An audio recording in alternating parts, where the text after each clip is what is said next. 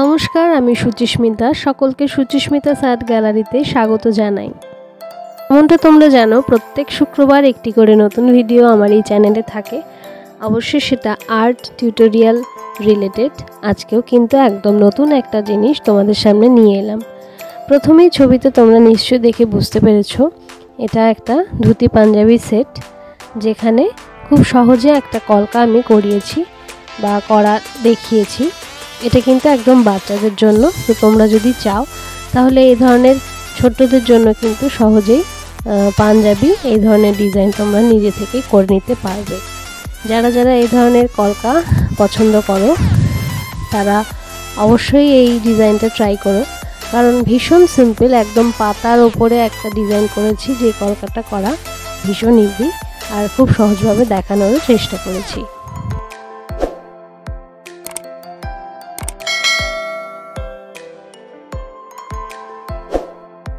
এখানে আমি round brush use করেছি, নাম্বার 1 এবং নাম্বার 0।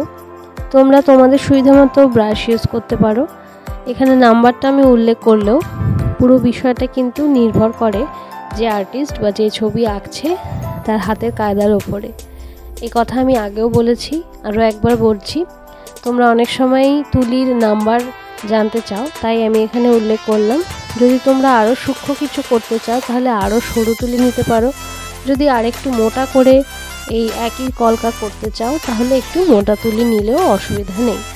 তবে তুমি যদি খুব ভালো কলকা করো বা করতে দক্ষ হও তাহলে সরু মোটা যে কোনো তুলি দিয়েই কিন্তু এই জিনিসের কাদার ওপরে ডিপেন্ড করে ভালো কাজ ফুটিয়ে তুলতে পারবে।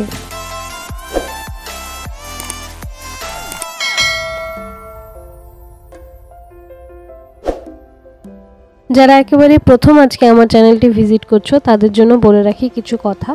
এই চ্যানেলে তোমরা আর্ট রিলেটেড বেশ কিছু ভিডিও টিউটোরিয়াল হিসেবে পাবে। যারা ফেব্রিক পেন্টিংটাকে সহজেই শিখতে চাইছো, বিশেষত ব্লাউজের উপরে ফেব্রিক পেন্টিং কিভাবে করে, কি কি টেকনিক ইউজ করলে সহজে এই পেন্টিংটা করা যাবে বা কি কি ডিজাইন তোমরা করতে পারো, সেই সম্বন্ধে আইডিয়া এখানে আমি শেয়ার করে থাকি। তাছাড়া যারা একদম ছবি আঁকার ক্ষেত্রে বিগিনার্স, প্রথম থেকে ছবি আঁকাটা শিখতে চাইছো, প্যারেন্টস হিসাবে আপনার বাচ্চাকে শেখাতে চাইছেন বা আপনি নিজে নতুন করে শিখতে চাইছেন, তারা কিন্তু সহজেই এই ভিডিও থেকে বা নানান ধরনের ভিডিও টিউটোরিয়াল থেকে দেখে শিখতেই পারেন। তোমাদের সুবিধার্থে ফেব্রিক পেন্টিংয়ের একটি টিউটোরিয়ালের লিঙ্ক আমি আই বাটনে এবং ডেসক্রিপশন বক্সে দিয়ে রাখলাম, যাতে তোমরা সহজেই অন্যান্য ভিডিওগুলো খুঁজে পাও।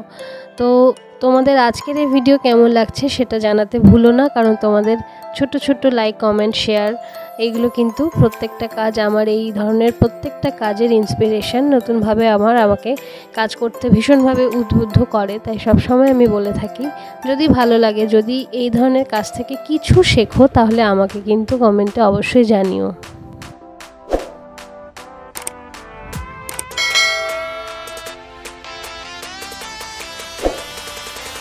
দেখো, এখানে লাইনগুলো কিন্তু আমি স্কেল দিয়ে টেনে নিলেও বাকি কাজটা সম্পূর্ণ ফ্রি হ্যান্ড করেছি।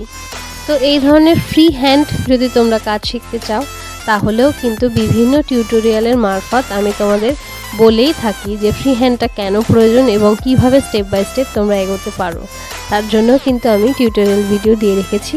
তো সেটাও তোমরা স্বচ্ছন্দে ভিজিট করতে পারো। কিছুই নয়, কিছু সহজ টেকনিক আছে, পদ্ধতি আছে বা অনেক অধ্যাপসায় আছে, যেগুলো তোমাদের ডিফিকাল্ট কাজও সহজে তোমরা খোলা হাতে ছবি আঁকতে পারবে। তবে যারা বিগিনার্স, সবসময় বিগিনার্স লেভেলের যারা কাজ করো তাদের জন্যই ভেবে বলে থাকি যে যদি তুমি বিগিনার্স হও তাহলে অবশ্যই ছবি আগে এঁকে নাও। যদি ছবি আঁকতে খুব অসুবিধা হয় ফেব্রিক পেন্টিংয়ের ক্ষেত্রে, তাহলে একটা পেপারে আগে ছবি এঁকে সেটাকে ট্রেস করে নাও, বা কোনো ছবি প্রিন্ট আউটও তোমরা বার করে নিতে পারো। সেটাকে পেপারের তলায় রেখে ট্রেস করে, ট্রেসিং পেপার দিয়ে ট্রেস করে নিতে পারো। তাহলে সহজেই এই কাজগুলো তোমরা করতে পারবে, যদি ছবি আঁকাটা ভালো করে না জানো তাহলেও।